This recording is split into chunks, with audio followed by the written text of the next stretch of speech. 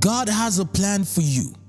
I know that it seems as though you have heard it so many times. It's true that God has a plan for you.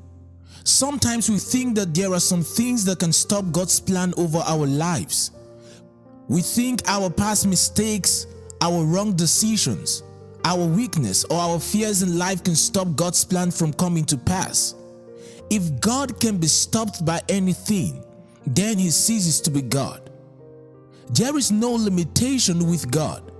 Your blessings cannot be stopped by anything. Your breakthrough cannot be stopped by anything. Your miracle cannot be stopped. When God gets ready to make a way for you, there is no demon in hell that can stop what He wants to do. Have you ever had such thoughts like, maybe I am not getting it because of what I did, or it won't happen because my sins are too great? If your sin is great, then I want you to know that His mercy is greater than your sin. There is no plan the devil has that God is not aware of. There is no attack of the devil that God is not already aware of. And guess what? He already made provision to stop the attack, or He want to use the attack to make a mockery of the devil. God uses the foolish things of this world to confirm the wise.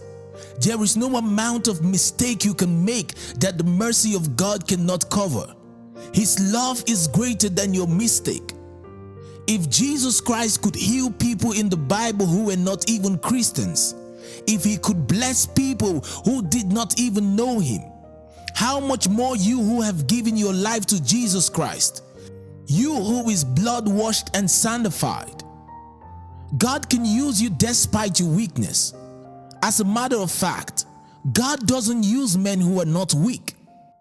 He doesn't use men who glory in their strength. He loves to work through our weakness. This is proven throughout the Bible. God used all kinds of people, and guess what? None of them were perfect. He blessed all kinds of people, and guess what? Most of them were weak people. It's not true that you are a weak person, because when God is in you, His strength is made perfect in your weakness. The devil wants us to see only ourselves and not the God inside of us working through our weakness. In the Bible, Isaiah, the great prayer warrior, was a man of like passions, meaning that he was just like the rest of us, weak and wounded. David, the man after God's own heart, was a murdering adulterer who had no moral right to any of God's blessings.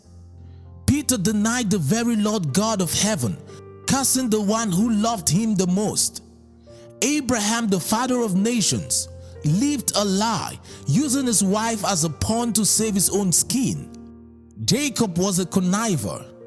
Paul was impatient and harsh with his converts and associates who could not live up to his ascetic lifestyle.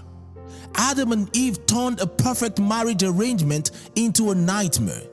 Solomon, the wisest man on earth, did some of the most stupid things ever recorded in history. Samuel murdered King Agar in a rage of anger in an overzealous show of righteousness. Joseph taunted his lost brothers in almost boyish guile until the games almost backfired on him. Jonah wanted to see an entire city burned to justify his prophecies against it. He despised the mercies of God towards a repentant people. Lust offered his 2 virgin daughters to a mob of sex-crazy sodomites. The list goes on and on and on. Men who loved God, men who were greatly used by God, almost driven to the ground by their weaknesses. Yet God was always there saying, I called you, I will be with you.